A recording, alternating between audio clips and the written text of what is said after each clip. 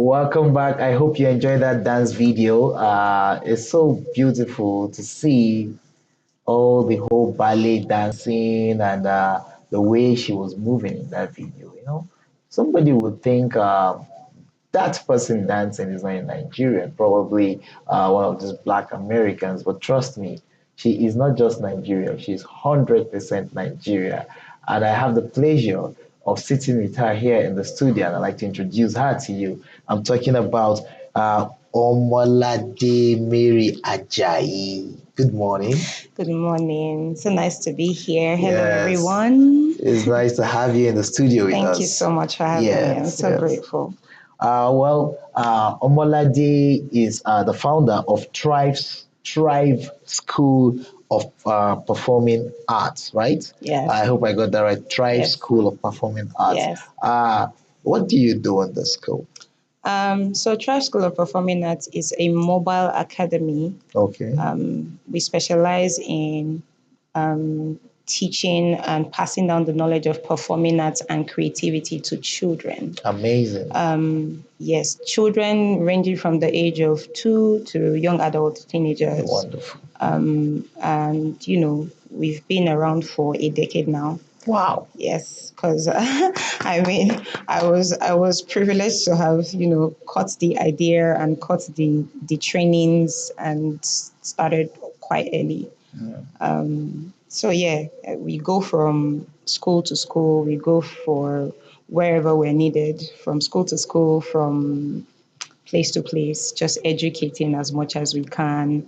Even if it's an event, a conference, you need color to be added to your event, to your school, just as an extracurricular activity, even from acting to spoken words to dancing. Wow. Cheerleading, if it has to do with sports or their interhouse or whatever the need be, as long as it has to do with stage and performing, we do our best to provide that service. That's good to know. Thank Now you. let's come to the video we just watched before we started this conversation. That was you there dancing. Yes, sir.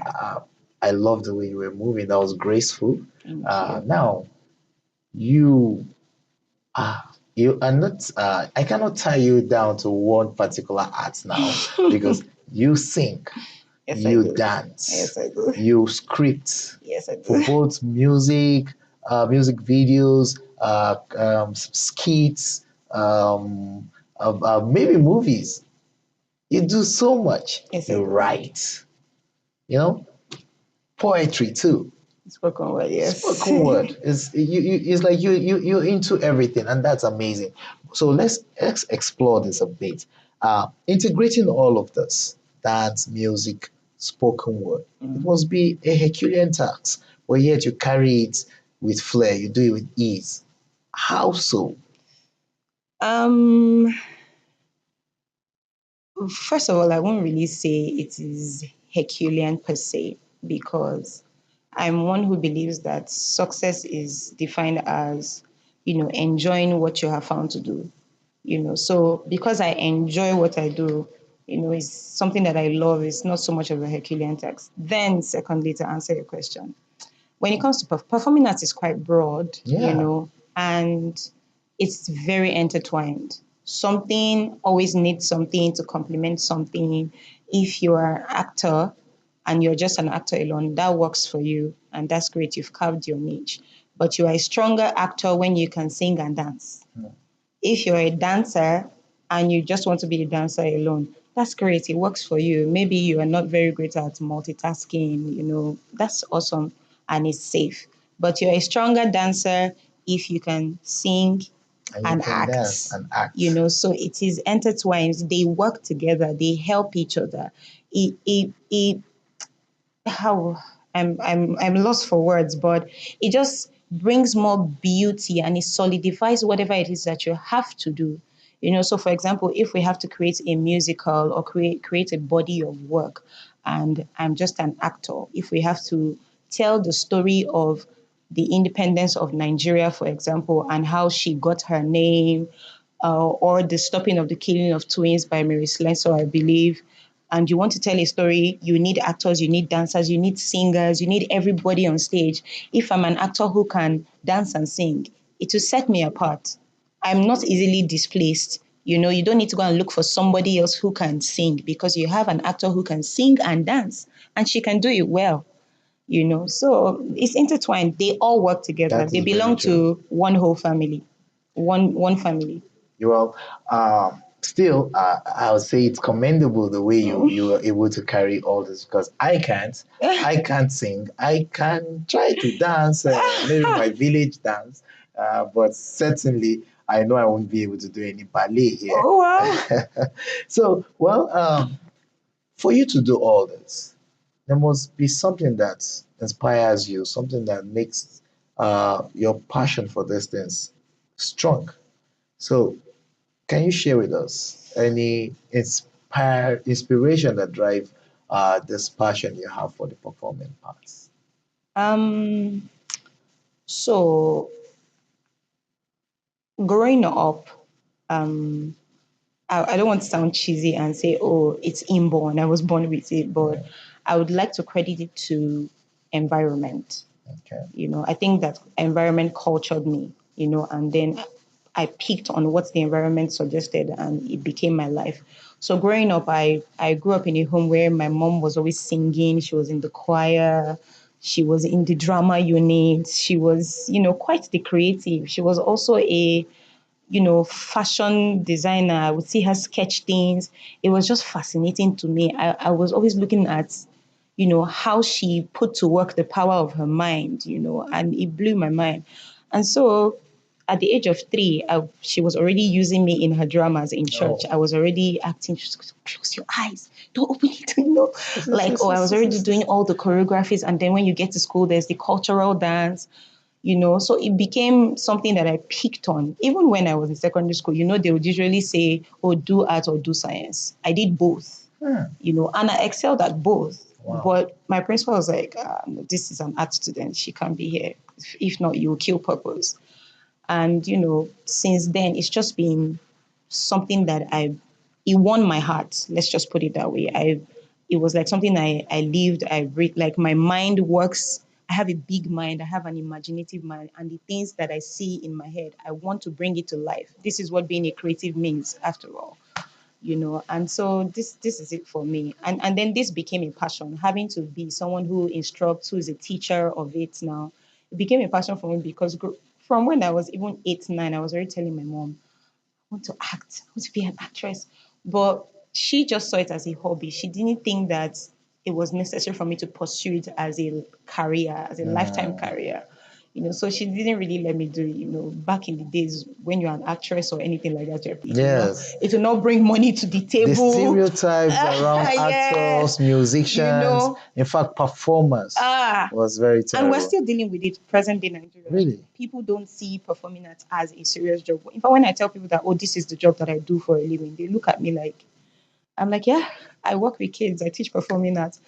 So from that this became a passion for me because I'm like, I wasted so much time staying at home for 4 years because I couldn't do exactly what I wanted to do, which was theater arts. So as I grew up, I was like, you know what? I'm going to create a platform where children can learn these things and I can encourage them and also have access to parents to let them know, look, your child has a passion for this and it can become an amazing career for them if you just let it fester, let them groom it, and that's how all of this started in the first place, where I'm now becoming someone who runs a mobile performing arts, or I'm encouraging teenagers to do this. When I find teenagers, I'm like, are you busy? If you're not busy, you just finished secondary school, come, I'll train you for free. You work for me, I'll even pay you, earn and learn. And I have a couple of them who have started their own small baby thing. They're creating, they're working with kids, even if they don't work for me anymore. Wow. And it's just amazing. It's just really amazing. So let's talk about challenges now. Balancing um, this skill set, it's not easy. I Mm. know, but oh, I want you to tell us how uneasy it is. Um, I don't know. I don't even know. So how will I put this? To be honest, I don't think that balance as a thing or as an entity or whatever is ever easy. If whether you decide to be a producer or you decide to be a lawyer or you decide to be a professional nanny, balance is something that we all have to master, you know. And I feel like it takes a lot of intentionality and consistency. Basically, nothing is ever easy, to be honest. Whatever you choose to do with your life, nothing is ever easy, but what makes it easy is the heart that you have for it and the consistency that you put into it. I was telling somebody something one day. I was like, it's not as if I'm even the best dancer or I'm even the best teacher when it comes to these things. But I was telling somebody something one day. I'm like, if I started this because of money, I would have quit a long time ago. Because there are so many I things. wanted to ask about that money. I was building up to the Yeah, money. getting there. Yes. I want to But know if I should come learn this dance and teach it too. Probably I'll get money. oh my God, but I would say that balancing it has just been determination and intentionality for me. Like there's sometimes when you get tired, you don't want to do it anymore. You have a lot of things in your face, like someone is offering you a job as a sales rep for a real estate company, and the money is good. It's really good, but when you make up your mind, like this is what I really want to be doing, this is what my heart beats for, it will help you achieve the balance and the consistency and every other thing that you need for success. Okay. Yeah. All right. Let's look at the things you do now: dancing, singing, Songwriting, songwriting, skit making, jingles, spoken word. gospel music, Yes. praising God through your art. Yes. All of those things you do. Certainly, you've made us understand that they complement each other in the sense that there's something here that you could always apply here and all of that. And that's good to know. But then I was also looking at a particular one now, which is the spoken word. Spoken word is something that has to do with being expressive. It's not just the words you speak, you throw out now. You have to match it up with maybe the way your body moves, the way your face reacts to the things you push out, to the way your expression, your whole body becomes it's like you're acting. So I'm talking about complementing each other now. It's like you're acting, but then let's explore this particular skills, this particular this thing you have, that is the spoken word. What message you push with spoken word? Um, so with spoken words, to be honest, I do my best in whatever area that I am required to deliver. I do not like to. I'm someone who has never really been great at being boxed. I do not like to be boxed. So, for example, if I get a phone call and I say, "Oh, look, we have this event and it's for women who have been abused," I have to sit down and think about it. I know what to write. What can I write? How can I pass this message across in such a way that these people feel heard, they feel loved, they feel understood, they feel like the world can see them. They feel like through your words, something inside them has been healed. If I have to write to a girl child, how? If I have to write to a man, say, for example, we want to write about, oh, men don't cry. If I have But to they write, do. but they do. Yeah. It makes you human. There's nothing wrong with Yes. it. If I have to write that, how can I communicate in the simplest of ways?